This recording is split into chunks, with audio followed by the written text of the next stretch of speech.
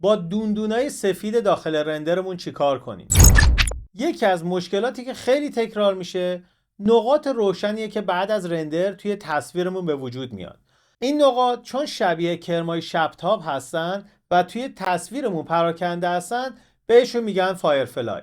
در نتیجه فایرفلایز ماهیتش با نویز متفاوته و کارهایی که برای دینویزینگ عمومی تصویر میکنید ممکنه روی فایرفلای جواب نده.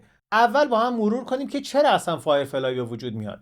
موتور رندر زمانی که داره روی نقاط یک محدوده فیلترینگ و آنتی ایلیاس رو انجام میده، بعضی وقتا نقاط همجوار انقدر کنتراستشون بالاست که بعد از رندر متوجه میشید یک سری نقاط روشن نتونستن که فیلتر بشن و این نقاط روشن یا همون فایرفلایا توی سطح تصویر ما بر اساس حالا نوع کاری که انجام میدیم پراکنده میشن. بعضی وقتا میشه با یه دینویز ساده رفعشون کرد، بعضی وقتا انقدر دیگه زیاد میشن که ما نمیتونیم اونا رو به این راحتی حذف بکنیم. یکی از مهمترین عامل‌های این موضوع اینه که کاربرا برای صرفه‌جویی در زمان رندر سمپلینگ پایینی در نظر میگیرن. وقتی سمپلینگ پایین باشه پدیده فایرفلایز به شدت توی تصویر زیاد میشه. پس اولین کاری که میکنیم افزایش سمپلینگه. اما با وجودی که افزایش سمپلینگ به صورت کاملا مؤثر فایرفلای ها رو از بین میبره، در عوض افزایش زمان بسیار زیادی رو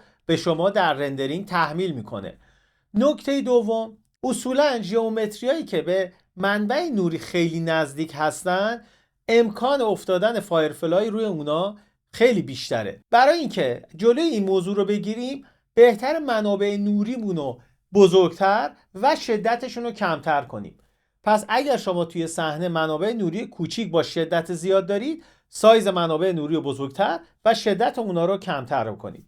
اگر دارید از روش ایمیج بیس لایتینگ استفاده می‌کنید، برای تصاویر HDR باید شدت نور رو کم بکنید که توی رندر نهایی به شدت توی کاهش فایرفلایز موثره. نکته بعد اینه که در صحنه هایی که ریفرکشن و رفلکشن زیادی توشون استفاده شده امکان وجود فایرفلای به شدت افزایش پیدا میکنه. پس سعی کنید توی اینجور موارد از هارد شادوها پرهیز کنید، به سمت سافت شادو برید که فایرفلایاتون کمتر بشه. ما چون نمیخوایم سمپلینگ رو زیاد بکنیم سعی میکنیم از روش های جایگزین استفاده بکنیم. در بسیاری از موارد ممکنه که تعداد فایرفلایا توی تصویر ما خیلی نباشه.